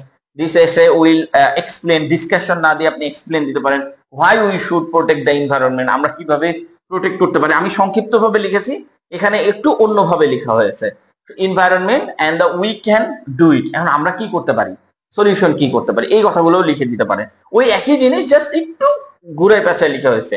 And then আমরা যদি দেখি যে এইখানে ধরেন একটা কথা বলা হচ্ছে যে ইম্পর্টেন্স অফ এডুকেশন, কয়টা লাইন ইউজ করবেন, মূলত 3টা লাইন ইউজ করার চেষ্টা করবেন। একটা লাইন কি, যে এডুকেশন ইজ দ্য, আচ্ছা, education is the foundation of a, কি বলছে, প্রসপারাস সোসাইটি। তার মানে দেখেন এইখানে আমরা জাস্ট সোসাইটিকে তুলে নিয়ে চলে আসলাম। আমরা বলতে পারতাম education is a very important process, education is a very important system, কিন্তু আমরা সিস্টেম বলিনি, পুরো একটা সোসাইটিকে তুলে নিয়ে চলে আসছি। যেমন ওইখানে গ্লোবাল তুলে নিয়ে চলে আসছি, আরেক জায়গায় কি অল অফ অল, মানে আমাদের সবার কথা বলে দিচ্ছি। ঠিক দেখেন প্রথম সেন্টেন্সটাতে যদি আপনি একটা সোসাইটি যুক্ত করতে পারেন, এডুকেশন কার সাথে জড়িত, অবশ্যই একটা সমাজ গঠনের সাথে জড়িত, তাই এটা আপনি বলে দিলেন। এখন এডুকেশনের যে এডুকেশনটার কি বলতেছে, এই যে এখানে আমরা কি লিখছি, এই যে দেখেন গুরুত্বটা কি, তারপর আমরা উদ্দেশ্যটা লিখবো। হ্যাঁ, এখন গুরুত্বটা কি, গুরুত্বটা হচ্ছে ইটস, দেখেন ইট হেল্পস, দেখেন প্রত্যেকটা জায়গাতেই আমরা ইট ইউজ করেছি। ইট হেল্পস, এটা সাহায্য করে individuals development skill, individual development skill মানে হচ্ছে প্রত্যেকের দক্ষতাকে সাহায্য করে, এন্ড নলেজ নেসেসারি, আর হচ্ছে নলেজ বাড়াতে সাহায্য করে, নেসেসারি ফর দ্য সাকসেস, যেটা হচ্ছে প্রয়োজন সাকসেসের জন্য। এন্ড দেন দিস এসেস, দেখেন একই জিনিস আবার আমরা বলতেছি, will discuss the benefits of education. আমরা বলতে চাচ্ছি যে আমরা এখন যেটা বিষয়টা নিয়ে ডিসকাস করব সেটা হচ্ছে এর বেনিফিটটা, এর লাভটা কি, এইটা দ্বারা আমাদের কি কি লাভ, আমরা লাভবান হচ্ছি এডুকেশন দ্বারা, benefit of education and it is role, এটার যে ভূমিকা সেটা নিয়ে আলোচনা করব। ইন ন্যাশনাল ডেভেলপমেন্ট, ন্যাশনাল ডেভেলপমেন্টে এটার যে ভূমিকা সেটা নিয়ে আলোচনা করব। তাহলে লাস্ট লাইনটা কি, উদ্দেশ্য বোঝাচ্ছে, যে আপনি যে উদ্দেশ্য দিয়ে নেক্সটে চলে যেতে চাচ্ছেন, এরকম নেক্সটে চলে যেতে চাচ্ছেন। আমরা আরেকটা দেখি, ধরেন এখানে বলছে the role of youth in society. তো আপনি কি করবেন, এই রোল অফ ইউথ ইন সোসাইটিটা, এখানে তো যেহেতু সোসাইটি একটা ইনফরমেশন দেওয়াই আছে, তো এখানে আপনার কি করতে হবে, youth play a vital role in, কি বলছে, আচ্ছা, শেপিং, শেপিং মানে হচ্ছে গঠন করা, the future of any society, যে কোনো সোসাইটির ফিউচার গঠন করতে ইউথ খুবই গুরুত্বপূর্ণ।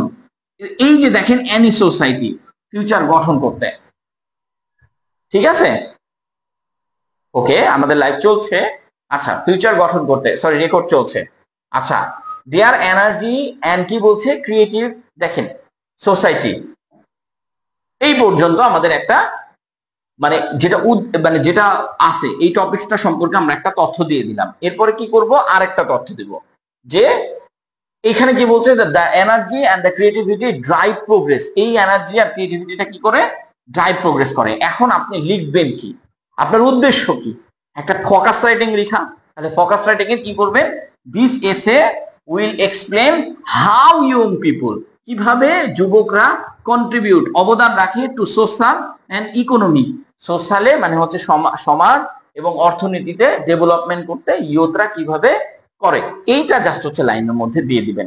এটা কি উদ্দেশ্য কি, আপনি এখন ফোকাস রাইটিং লিখতে চলে যাচ্ছেন। তো দেখেন কতটা ইজি না।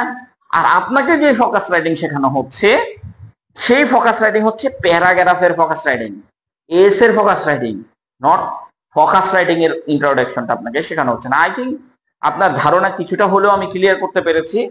এরপরে আমরা চলে যাব এই জায়গাতে, বডিতে চলে যাব। বডিতেও 4টা জিনিস আপনাকে সংযুক্ত করতে হবে। একটা হচ্ছে মূল একটা বক্তব্য আপনাকে নোট করে নিতে হবে। আপনার যখন খাতা দিবে পরীক্ষায়, ফোকাস রাইটিং লিখতে বলবে, আপনি ওর উপরে 5টা পয়েন্ট করবেন। কয়টা পয়েন্ট, 5টা অথবা 4টা পয়েন্ট করবেন, 5 অথবা 4, এই দুইটার মধ্যে একটা, 5টা অথবা 4টা পয়েন্ট করবেন।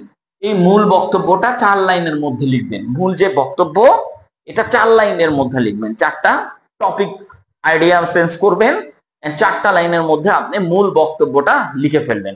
এখানে এত বিস্তারিত দেওয়া নাই, কিন্তু আমি ওইখানে বলে দিচ্ছি। আপনাকে ধরেন লিখতে বলা হলো যে বাংলাদেশের বর্তমান ছাত্র রাজনীতির অবস্থা কি, বা আপনার মতামতটা প্রকাশ করতে বললো, তো আপনি 4টা ধরেন বা 5টা, আপনি 5টা পয়েন্ট করবেন। 1 নাম্বার পয়েন্ট ধরেন এরকম, মানে আমি আমার মতন করছি, আপনি আপনার মতন করবেন। প্রথম পয়েন্টটা কি, বাংলাদেশের পলিটিক্যাল অবস্থা এখন পরিবর্তনশীল, তাই না?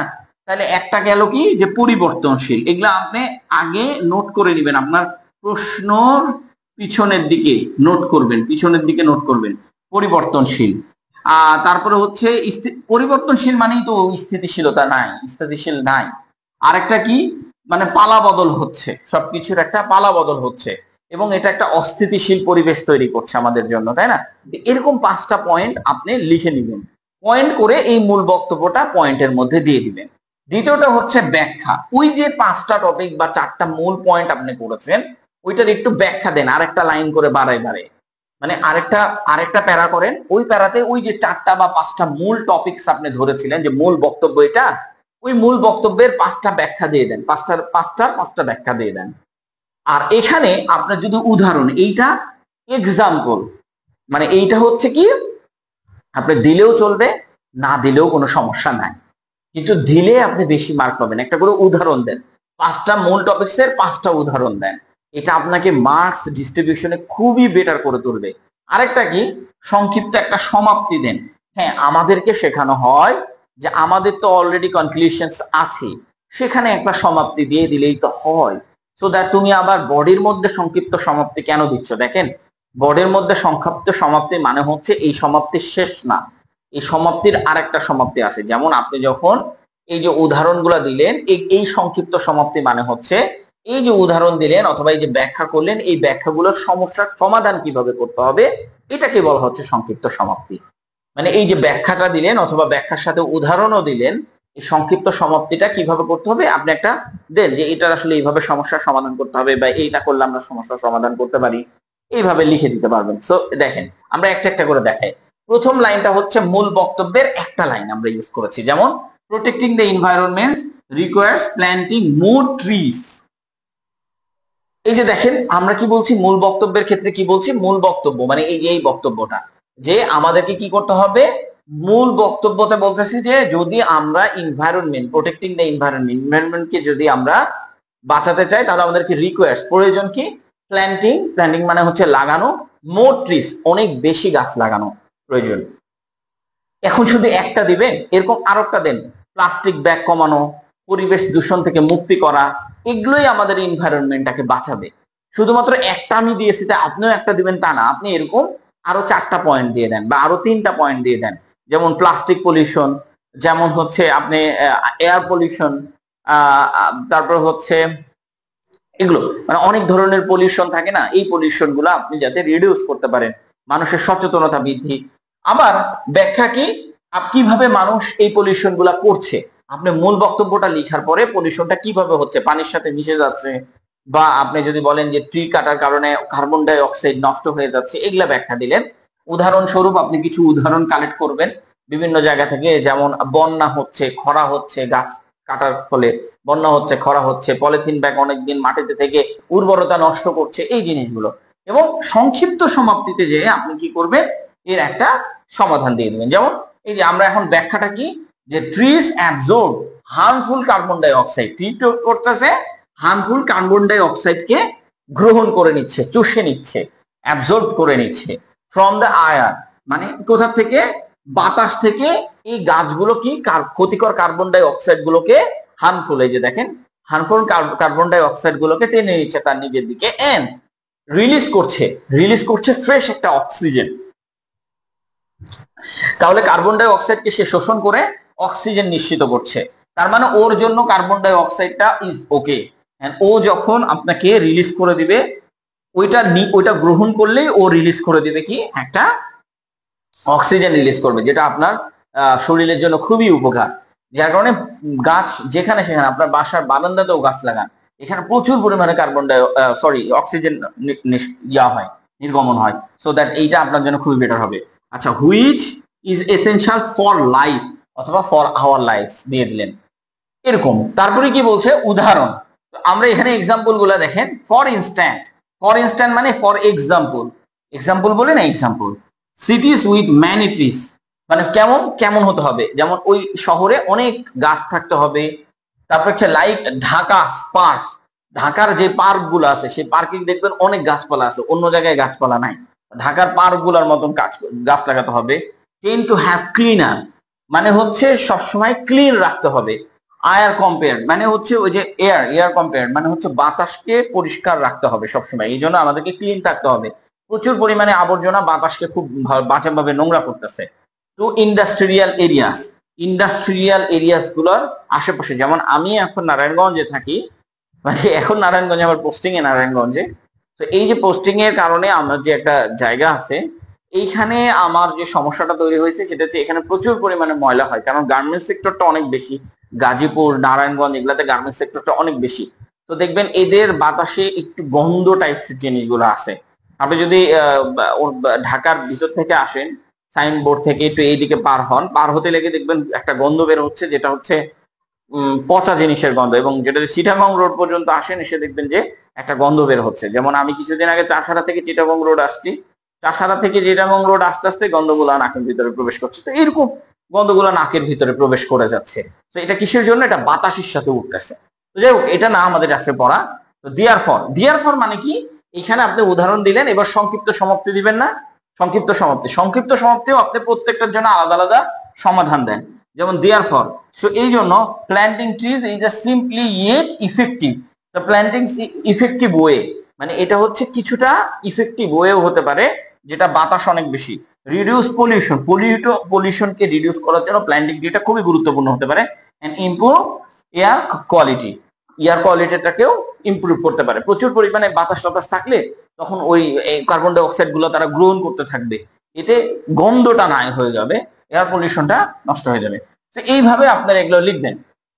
এবার আসেন ভাই কনক্লুশনের পরে যেটা আমরা দেখবো ওই একই জিনিস। কনক্লুশনের পরে আমরা কিছু এক্সাম্পল গুলা দেখবো যেগুলো আমাদের পরীক্ষা এসেছে। আমার মনে হয় না এগুলো দেখাইতে হবে, এগুলো আপনাদেরকে দিয়ে দিলে আপনারা পারবেন। কনক্লুশনে ওই মূল ভাব, আপনি যে মূল ভাবটা লিখলেন, মূল ভাবটা কি ছিল? প্ল্যান্টিং ট্রি, ওই সম্পর্কে একটা লাইন দেন। প্ল্যান্টিং ট্রি এবং কি কি করতে হবে, সংক্ষেপে মূল পয়েন্ট গুলো আছে না, ওই যে মূল পয়েন্ট গুলো আপনি দিলেন, সমস্যা এবং সমাধান দিয়ে মূল পয়েন্ট গুলো আপনি লিখবেন। নেক্সট ক্লাসে আমরা মূল পয়েন্ট গুলো নিয়ে কথা বলবো, যে কিভাবে আমরা মূল পয়েন্ট গুলো একের সাথে আরেকের সম্পর্ক তৈরি করতে পারি, এই জিনিসগুলো নিয়ে আমরা কথা বলবো। হ্যাঁ, in conclusions, protecting the environment is the responsibility of everyone, মানে এই যে মূল ভাব, এটা হচ্ছে এনভায়রনমেন্টে সবার জন্য রেসপন্সিবিলিটি, এটা বলতেছে এনভায়রনমেন্ট সবার জন্য রেসপন্সিবিলিটি। এক্সাম্পল, সংক্ষেপে মূল পয়েন্ট গুলো, প্ল্যান্টিং ট্রিজ, আমরা একটা মূল পয়েন্ট এখানে দিয়েছি, আপনি যতগুলা পারেন ততগুলা দিবেন। And reducing plastic area effective way to keep our surrounding clean. And then example বলতেছে যে if we all work together we can ensure a healthy and sustainable planet. এটা বলতেছে হচ্ছে শেষ একটা মন্তব্য বা একটা আহ্বান দেন আপনি, যে আপনি বলতেছেন যদি আমরা কি করি, একসাথে কাজ করি, উই ক্যান ইনশিওর, আমরা ইনশিওর করতে পারবো। বলছে if we all work together, যদি আমরা সবাই একসাথে কাজ করি, উই ক্যান, আমরা পারি, ইনশিওর করতে, নিশ্চিত করতে, আ হেলদি মানে একটা হচ্ছে সুস্থ, এন্ড সাস্টেনেবল প্ল্যানেট, আমরা একটা মানে হচ্ছে কি বলে টেকসই একটা পৃথিবী তৈরি করতে পারবো। তো এইটা বলা হচ্ছে, ঠিক আছে। তো এখন এই জিনিসগুলো আপনাকে আমি একদম যতটুকু পারছি ততটুকু ভাঙছি, আমি আরো ভেঙে দেখাতে পারতাম, যেমন এই মূল ভাবের সাথে সংক্ষেপের মূল পয়েন্ট গুলা কিভাবে তৈরি করবেন, এবং এর সাথে মন্তব্য বা আহ্বান কিভাবে তৈরি করবেন, এগুলো সবকিছুই দেখানো পসিবল। এন্ড এটা আরো বেশি আপনাকে করবে, একটা ক্লাসের মাধ্যমে আসলে আপনি পুরো ফোকাস রাইটিংটাকে হয়তো নিতে পারবেন না, কিন্তু এটা যে কোনো ইউটিউব চ্যানেল থেকে বেস্ট একটা কোয়ালিটি আপনাকে নিয়ে এসে দিবে ইনশাল্লাহ, যেটা আপনি অন্য কোনো জায়গায় পাননি। এতটা সহজভাবে তুলে ধরা এই বিষয়গুলো আমরা পাননি, এবং পয়েন্ট আমরা কতটা নিতে পারি এগুলো আমাদের আরেকটা ক্লাসের মাধ্যমে দেখানো হবে, নেক্সট ক্লাসের মাধ্যমে, বা আরেকটা ক্লাস আমরা দিব, সেখানে আপনাকে ফোকাস রাইটিং গুলো কিভাবে লিখতে হবে, একদম ভেঙে ভেঙে ভেঙে ভেঙে কিভাবে লিখতে হবে, এবং প্রত্যেকটা লাইন, এভরি লাইনে আপনাকে ইনফরমেটিভ কিভাবে যুক্ত করতে পারে। একটা নর্মাল লাইনকেও আপনি ইনফরমেটিভ বানাইতে পারেন, একটা নর্মাল লাইনকেও ইনফরমেটিভ বানাই দেওয়া। আচ্ছা, এখন আসেন, এইখানে আমরা বাংলাদেশ ব্যাংকের নিয়োগ পরীক্ষায় আসা ইংরেজি ফোকাস রাইটিং টপিক সমূহ এখানে দেওয়া আছে, যেখানে আমরা অ্যাসিস্ট্যান্ট ডিরেক্টর দেখেছি 2017, 18 এবং 2019, এগুলো সবগুলাই এক্সপোজিটরি ফোকাস রাইটিং। দেখেন এই প্রথম তিনটাই কিন্তু এক্সপোজিটরি ফোকাস রাইটিং দিয়েই করা। যেমন এখানে আপনাকে বলতেছে যে হচ্ছে ট্রাম্পস পারফর্মস, আচ্ছা কি বলতেছে যে evaluate Donald Trump's performs in the first 25 days as president. মানে এটা কি আপনাকে একটা আলোচনা করতে বলছে কিভাবে 25 দিনে হলো। তো এখানে তিনটাই আপনাকে বলছে। অফিসার জেনারেলে 2018 সালে আর একটা আসছে, সেগুলা একটাও গল্পযুক্ত ছিল না, সরি। ক্যাশ অফিসারে 2017 সালে importance of bank in the daily life of citizens, মানে ব্যাংক কিভাবে তাদের জন্য গুরুত্বপূর্ণ আপনি এটাকে উল্লেখ করতে বলছেন। সবগুলো এক্সপোজিটরি স্টাইলে এসেছে, সবগুলো এক্সপোজিটরি স্টাইলে। অ্যাসিস্ট্যান্ট ডিরেক্টর স্ট্যাটিস্টিক এও এক্সপোজিটরিটাই বলেছে, শুধু একটা এই যে ডোনাল্ড ট্রাম্পের এটা একটু চেঞ্জ আছে। Write an essay on our victory day, victory day সম্পর্কে আপনাকে আলোচনা করতে বলা হয়েছে। Highlight it is importance for Bangladesh academia, এরকম। আচ্ছা বাংলাদেশ একাডেমিয়া না, নিচে চলে গেছে আরো, আচ্ছা নিচেরটা চলে এসেছে ফর বাংলাদেশ। এইখানে তাহলে লক্ষ্য করেন যে অ্যাসিস্ট্যান্ট ডিরেক্টরে আরো কিছু প্রশ্ন আসছে, যেটা আরেকটা টপিকস এর উপরে। সো এইগুলো সব টপিক গুলো আপনাদেরকে দিয়ে দেওয়া হবে, কত সালে এসেছে সবগুলা টপিক। এই যে একটা এই যে এই যে এই যে এই যে এই যে নিচ পর্যন্ত টপিক গুলো আছে, এগুলো টপিকস নিয়ে আপনারা এই টপিকস গুলো থেকে জানতে পারবেন যে আপনাকে কি পড়তে হবে। এই সবগুলো দেখলে আপনি কি পড়তে হবে এটা আপনি প্রথমত জেনে নেবেন। আপনাকে যে বইগুলো দেওয়া আছে সেখানে অনেক বড় সূচিপত্র দেওয়া আছে, ব্লু ইকোনমি, গ্রিন ইকোনমি, এই এত কিছু পড়তেছেন, এখন আর অত কিছু আসে না। সো দ্যাট আমার যতটুকু দরকার আমি ততটুকু নিয়ে আপনাদের সামনে হাজির হচ্ছি। আচ্ছা এবার আসেন, ফোকাস রাইটিং এ কি গ্রাফ চার্ট, তারপরে আপনার কি লাইন চার্ট অথবা পাই চার্ট অথবা টেবিল ইউজ করাটা বাধ্যতামূলক? দেখেন এটা আসলে তথ্যের উপরে নির্ভর করছে যে আপনি কি লিখবেন। এই জন্য আপনি যখন প্রথমে যাবেন, আমরা একটু দেখাই, প্রথমে আপনি একটা স্কেল এবং কম্পাস নিয়ে মানে ব্যাংকের এক্সাম গুলো দিতে যাবেন, সবগুলো এক্সাম রিটেন যত এক্সাম আছে একটা স্কেল নিবেন, ছোট ছোট স্কেল পাওয়া যায় বাজারে, সেই স্কেলটা নিবেন। আর এর পাশাপাশি আপনি আর একটা কাজ করবেন, ছোট স্কেল তো অবশ্যই নিবেন, ছোট স্কেলের পাশাপাশি যে একটা কি বলো এটা, নাম ভুলে গেছে, যে ঘুরাই হঠাৎ করে নাম মনে নেই। আচ্ছা হ্যাঁ ওইটা নিবেন, এই যে ঘুরাই, এই যে এই ছবিগুলো আঁকানো, এই যে গোল আঁকায় না মাঝখানে ধরে, এরকম নামটা হঠাৎ করে মনে আসতেছে না। তো এগুলো নিবেন। হ্যাঁ এখন লক্ষ্য করেন এইখানে আপনি কয়েকটা চার্ট দেখতে পাচ্ছেন, এইটার নাম হচ্ছে বার চার্ট, এই যে এখানে লেখাও আছে, এটার নাম কি? Bar chart. এইটার নাম কি? এইটার নাম হচ্ছে লাইন গ্রাফ। আর এইটার নাম কি? এইটার নাম হচ্ছে পাই চার্ট। আর এইটার নাম হচ্ছে টেবিল। এখন আপনাকে যে বিষয়টা মাথায় রাখতে হবে, ফার্স্ট অফ অল আপনাকে যে বিষয়টা মাথায় রাখতে হবে যে কখন কোনটা ইউজ করলে বেশি গ্রহণযোগ্য। সবসময় সব ইউজ করা যাবে না। আপনাদেরকে এই জিনিসগুলা বারবারই শেখানো হচ্ছে যে ফোকাস রাইটিং বলেন, আর্গুমেন্ট রাইটিং বলেন, বা আপনি যদি এসেও লিখতে চান, প্যারাগ্রাফ লিখতে চান, এটা কখন কোনটা ইউজ করতে হবে এইটা এক্স্যাক্টলি ধরেন। এক্স্যাক্টলি মানে কিরকম? ধরেন আপনি কোনো একটা জিনিসের সাথে একটা জিনিসের তুলনা করছেন, সেটা হচ্ছে বার চার্ট দিয়ে লিখতে হবে। তুলনা করছেন যে এর থেকে ওর বেশি, ওর থেকে ওর বেশি। যেমন ধরেন এই যে এখানে দেখেন বার চার্ট, ধরেন এখানে বাংলাদেশ, ভারত, পাকিস্তান এদের মধ্যে একটা তুলনা করছেন, তখন আপনি বার চার্ট দিয়ে তুলনা করেন। ধরেন এটা বাংলাদেশ, এটা ইন্ডিয়া, তারপরে এটা হচ্ছে পাকিস্তান, তারপরে হচ্ছে এইটা ধরেন আফগানিস্তান, এই যে এরকম করে ধরে আপনি কাজগুলা শুরু করবেন। যদি এখানে লিখতে হয় না, লিখতে হয় নিচে, ধরেন এটা বাংলাদেশ, এটা হচ্ছে আফগানিস্তান, এটা হচ্ছে পাকিস্তান, এটা হচ্ছে ইন্ডিয়া, এরকম করে। তো এগুলো কিভাবে উন্নতি করছে তুলনাটা বোঝানোর জন্য আপনাকে উন্নতিগুলা দেখাইতে হবে এই তুলনাগুলোর জন্য। এবার লক্ষ্য করেন পাই চার্ট আসলে কি করছে। পাই চার্ট আসলে ভাগ করছে, কি কিরকম ভাগ?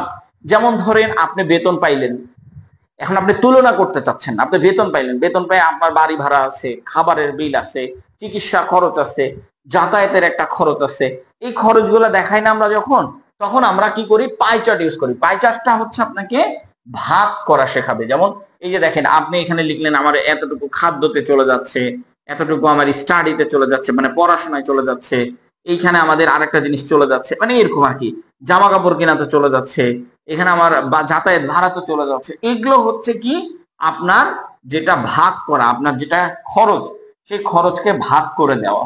আপনার যে ইনকাম, সেই ইনকামটাকে ডিভাইডেড করছেন, সেই ডিভাইডেড করার সময় আপনি এই পাই চার্টটা ইউজ করবেন।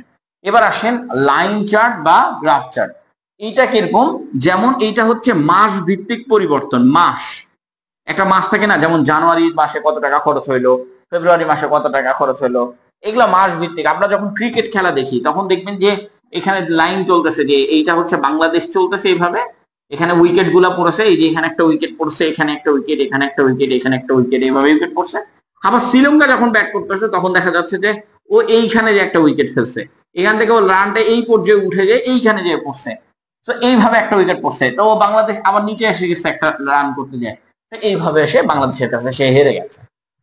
তো এই যে দেখেন এগুলা হচ্ছে আপনি কি করতেছেন, এটা আমরা ক্রিকেট খেলা দেখি, কিন্তু মাস ভিত্তিক আলোচনাগুলো কোন মাসে কি হয়েছে এই আলোচনাগুলো করার জন্য আপনাকে লাইন গ্রাফটাই বেশি গ্রহণযোগ্য। মাস ভিত্তিক আলোচনার জন্য আপনাকে লাইন গ্রাফটাই বেশি গ্রহণযোগ্য। এখন আপনি বলতে পারেন টেবিলটা কি? ভাই টেবিলটা হচ্ছে সর্বজনীন। টেবিলটা কি? টেবিলটা হচ্ছে সর্বজনীন। আপনি একটা বিষয় সম্পর্কে বিস্তারিত তথ্য দিতে যাচ্ছেন, 2টা ঘরের মধ্যেও দিতে পারেন, 3টা ঘরের মধ্যেও দিতে পারেন, 4টা ঘরের মধ্যেও দিতে পারেন। এটা হচ্ছে বিস্তারিত, মানে এই 3টা আপনি বসাতে চাচ্ছেন না যে কোনটা কখন। যেমন তুলনা করার সময় আপনি এটা বসাচ্ছিলেন, আপনার যে ভাগ করার সময় আপনি এটা বসাচ্ছেন, আপনার যে আর্নিংটা মানে বাংলাদেশের অর্থ বাজেট হইলো, অর্থ বাজেটটা কোন জায়গায় কি শিক্ষাতে এত টাকা পড়লো ওইখানে অর্থ বাজেট হওয়ার পরে। আরেকটা কি, এইখানে হচ্ছে লাইন গ্রাফ, যেটা আপনার মাসের পরিবর্তন, বাংলাদেশে এই বছরের থেকে ওই বছরের প্রবৃদ্ধি কত, তখন প্রবৃদ্ধি গুলো মাপার জন্য আমরা এটা। কিন্তু টেবিলটা আসলে সর্বজনীন। আপনি যদি এটা না আঁকে, এটা না আঁকে, এটা না আঁকে টেবিল দেন, তাহলে এটাকে বলা হয় সর্বজনীন। যদি না আঁকাইতে পারেন তাহলে টেবিলটা দিয়ে দিবেন। বুঝতে পেরেছেন? এতটুকু পার্থক্য। তো এটা হচ্ছে টেবিল, মানে হচ্ছে বিস্তারিত তথ্য। হ্যাঁ, এখন লক্ষ্য করেন এইখানে পাই চার্ট সম্পর্কে আমরা যে ছোট্ট, আমরা তো উদাহরণ দিয়ে দিয়েছি। যেমন আপনি একটা ইনকাম করলেন, ইনকামের মধ্যে আপনার কত পার্সেন্ট চলে যায় খাদ্যর মধ্যে, যেমন 40% খাদ্যর মধ্যে চলে যাচ্ছে। ধরেন আপনি ইনকাম করছেন 36,000 টাকা, আপনি ইনকাম করছেন 36,000 টাকা, এর মধ্যে 40%ই কিন্তু আপনার খাবারে যাচ্ছে। যদিও না বলতেছে না, কিন্তু এইটা অলরেডি আমাদের গবেষণায় দেখা গেছে যে আমরা 40% আমাদের খাদ্যতে দিয়ে দিচ্ছি। তো আপনি এখান থেকে 40%, 36,000 টাকা 40% করে দেখেন, 36,000 টাকা 40% করে দেখেন কত টাকা থাকে আমাদের হাতে। আমাদের হাতে খুব বেশি আর টাকা থাকে না। 36,000 টাকা 40% করে দিলে আমাদের হাতে প্রায় অর্ধেকের কাছাকাছি চলে আসে। তো তারপরে দেখেন এইখানে আমরা ওটা করে দেখাচ্ছি না আপাতত, ওগুলো করলে অনেক দেরি হবে। রেন্ট, আপনার যে বেতনটা পান সেই বেতনের 25% আপনার ভাড়া দিয়ে দিতে হয়। যদিও ঢাকার মধ্যে থাকলে আপনার প্রায় 50%, 40%ই ভাড়া দিয়ে দিতে হয়। 40% খাবারে গেলে 40% ভাড়া দিয়ে দিতে হয় যদি ঢাকার মধ্যে থাকে। এই ক্ষেত্রে আপনার 80% ছু গেছে সব, আর আপনার হাতে থাকে 20%। ভাড়া আর খাবারে আপনার 80% টাকা শেষ, আর যে 20% সেটা আপনার ওই যে চলাফেরা হাঁটা ঘোরার মধ্যে শেষ হয়ে যায়। যাই হোক, এখন আসেন এডুকেশন। আপনার এডুকেশন পারপোজ, যেমন ধরেন আমার কথাও যদি আপনি এখনো চিন্তা করেন, আমি এখনো বিসিএস অ্যাপ্লাই করছি, আরো বিভিন্ন বড় বড় চাকরির জন্য অ্যাপ্লাই করছি, সেখানে আমার খরচ হচ্ছে। রিসেন্ট বই বই কিনছি, সেখানে খরচ হচ্ছে। অ্যাপস কিনে পড়ছি, সেখানে খরচ হচ্ছে। তো আপনারও এরকম 20% টাকা খরচ হয়ে যাবে। এটা এটা সব দিকেই হবে, এটা এডুকেশনেও খরচ হবে। এন্টারটেনমেন্ট মানে এইখানে বোঝানো হচ্ছে যে ভাই এগুলো আসলে হয় না, যে 36,000 টাকা বেতন করলেও এগুলো হবে না আপনার। হ্যাঁ, মানে এটা মাইন্ড করাটা এটা সত্য কথা। এখন এখানে হচ্ছে 15%। এটা কি এন্টারটেনমেন্ট? এই এন্টারটেনমেন্টটা কি, যেমন আপনি হয়তো মুভি দেখতে যাচ্ছেন, খাচ্ছেন বাইরে, যে হয়তো বার্গার পিৎজা এগুলো খাচ্ছেন, অথবা আপনি হালকা পাতলা একটু ঘুরতে যাচ্ছেন, একটা কোনো জায়গায় ভ্রমণ করতে যাচ্ছেন, সেখানে আপনার 15% টাকা শেষ। তো এটা আসলে খুব, এটা ঢাকার বাইরের অংশ দেখাইলাম। হ্যাঁ, এটা ঢাকার বাইরে। ফোকাস রাইটিং লেখার সময় আপনি এই জিনিসগুলো ধরেন এইভাবে আপনি এখানে লিখে দিলেন যে এটা 40%, এটা 50%, এটা হচ্ছে 30%, কারণ এইটা আপনার আর্নিং হয়েছে। এটা কি আপনার আর্নিং আপনার একটাই হয়েছে, 2-3টা হয়নি। সো দ্যাট আপনি আর্নিং এর জায়গাগুলোতে এইভাবে লিখবেন যে এটা আর্নিং, তারপরে এখানে পার্সেন্টেজ গুলো বসায় দিলেন, ব্যাস কাহিনী শেষ। যেটা যেটা বসানো দরকার সেটা সেখানে বসায় দিলেন। বসায় দেওয়ার পরে এইটা কি, এইটা হচ্ছে আপনার তুলনা করা বোঝায়, তাই না? বললাম, আমরা কি বললাম যে তুলনা করতে বোঝাচ্ছেন। যেমন একই জিনিস এইখানেও আছে ওইখানেও আছে, তো তুলনাটা কি, আমাদের ফুডে কত হাজার টাকা গেছে, মানে একটার সাথে একটা তুলনা করতেছেন যে ভাই কোনটা বেশি কোনটা কম। হয় না এরকম যে আসলে আমাদের কোনটাতে বেশি টাকা যাচ্ছে? যেমন আমার রেন্টে চলে যাচ্ছে 5,000 টাকা, আমার ফুডে চলে যাচ্ছে 8,000 টাকা, তার মানে আমার খাদ্যতে বেশি যাচ্ছে, ভাড়াতে কম যাচ্ছে। সো দ্যাট আমার যদি খাদ্যটা একটু কমানো নিয়ে আসা হয়, তাহলে যে ম্যাথের ওই অংশগুলোতে চলে যেতে পারবো। এডুকেশনে আমার 4,000 টাকা যাচ্ছে, এন্ড দেন এন্টারটেনমেন্টে আমার 3,000 টাকা যাচ্ছে। তো এই যে জিনিসগুলো কি একটার সাথে আরেকটা তুলনা করছেন বসে বসে, যে কোনটা কমানো যায়, কোনটা কমাইলে আমার টাকাটা বাঁচে, এরকম তুলনা করি না আমরা? তখন তুলনা করার সময় আমরা আহ এটা ইউজ করবো, এটা হচ্ছে বার চার্ট। এটাকে বলা হয় কি, বার চার্ট। বার চার্ট সবসময় তুলনা করার জন্য ইউজ হয়। এরপরে আসেন, এরপরে হচ্ছে লাইন চার্ট। লাইন চার্টটা কি বলেছিলাম, আপনার মাসের হিসাবটাই সব থেকে বেশি গ্রহণযোগ্য। যেমন আপনি এক মাসে ইনকাম করলেন 18,000 টাকা, এক মাসে ইনকাম করতেছেন ধরেন কি 17,500 টাকা, আরেক মাসে ইনকাম করতেছেন 19,000 টাকা, আরেক মাসে ইনকাম করতেছেন, এটা আসলে জব যারা করে তাদের না, যারা বিজনেস করে তাদের কথা বলছি, 18,500 টাকা।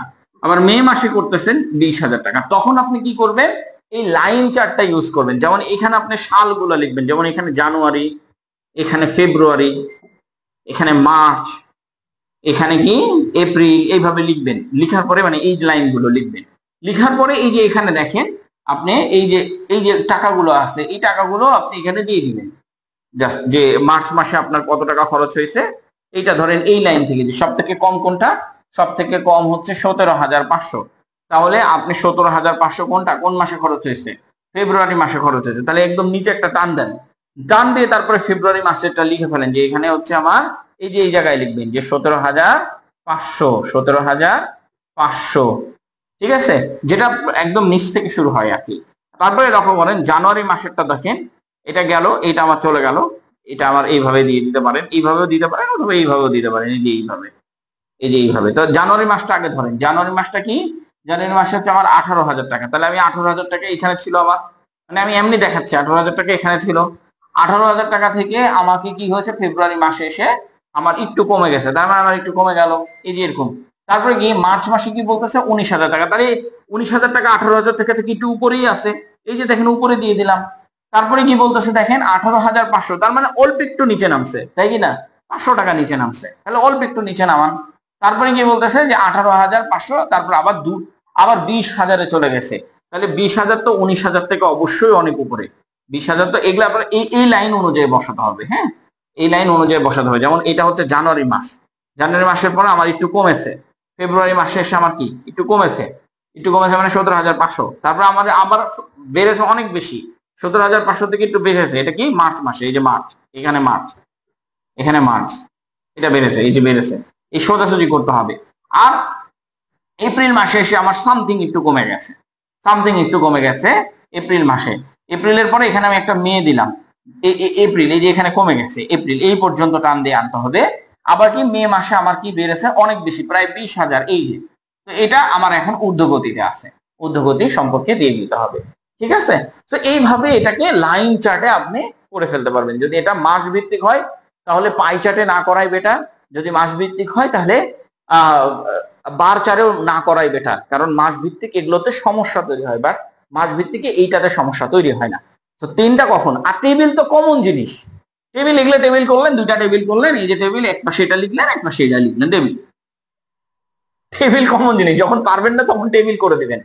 এই যে দেখেন এই জিনিসগুলো আমাদেরকে এক্সাম্পল আকারে দিয়ে দিতে হয়। তাহলে কি কি দিতে হয় দেখলেন, আমরা যেমন গ্রাফ চার্ট, বার চার্ট, এগুলো দিব। হ্যাঁ, আমাদের যে বইগুলো আছে বাজারের, সেই বইগুলোতে হয়তো আপনাকে এরকম করে দেওয়া আছে যে এইখানে একটা গোল দেওয়া আছে, তারপরে এইখানে অনেকগুলা প্রকারভেদ দেওয়া আছে, তারপরে এইখানে আরেকটা প্রকারভেদ দেওয়া আছে, এইখানে আরেকটা প্রকারভেদ দেওয়া আছে। তো এগুলো করতে অনেকটা সময় লাগে, এগুলো করতে অনেকটা সময় লাগে, তবে এগুলো দেখতে সুন্দর লাগে, এগুলো দেখতে সুন্দর লাগে। কিন্তু আমি আপনাকে বলবো এগুলো না করাই বেটার। যেমন আপনি পাই চার্ট ইউজ করেন, গ্রাফ চার্ট ইউজ করেন, লাইন গ্রাফ ইউজ করেন, এই তিনটা ইউজ করেন, আর না পারলে আপনি একটা টেবিল ইউজ করেন, এইটাই গ্রহণযোগ্যতা সব থেকে বেশি। অন্যগুলোর গ্রহণযোগ্যতা খুবই কম, কারণ ওগুলো লিখতে গেলে আপনার দেখবেন সময় চলে যাচ্ছে, আমার হাতে সময়টা খুবই কম। বার চার্ট বা এগুলা দিয়ে দিলেন, আপনি সময়টা অল্পর মধ্যে বার চার্ট দিয়ে বোঝাই দিলেন, অল্পর মধ্যে বুঝে গেলে সবকিছু শেষ। ওকে, তাহলে আমাদের আজকের ফোকাস রাইটিং এই পর্যন্তই ছিল। আলহামদুলিল্লাহ ফর এভরিথিং, যে আমরা এই পর্যন্ত আপনাদেরকে নিয়ে এসেছি। ইভেন আপনাদের নেক্সট ক্লাসের জন্য অপেক্ষা করবেন, যে ফোকাস রাইটিংটা আসলে বাস্তবিকভাবে আমি কিভাবে লিখি বা ভালো ভালো স্টুডেন্টরা কিভাবে লিখে, সবার খাতা বিশ্লেষণ করেই ক্লাসে আসতে হবে। যেমন একটা স্টুডেন্ট কিভাবে ফোকাস রাইটিং লিখছে, তার খাতাটা বিশ্লেষণ যদি আপনি না করেন, একজন বাংলাদেশ ব্যাংকের এডিতে চাকরি পেয়েছে, সে কি কি লিখেছে, তার কাছ থেকে যদি আপনি এক্সপিরিয়েন্স সংগ্রহ না করেন, তাহলে কিন্তু আপনি এডিতে কখনোই চাকরি পাবেন না। সো দ্যাট আমাদেরকে এইভাবে চিন্তা করতে হবে। আল্লাহ হাফেজ, আজকে আমরা এই পর্যন্তই রাখলাম। আপনারা ভালো থাকবেন, সুস্থ থাকবেন সব সময়ের জন্য। আল্লাহ হাফেজ।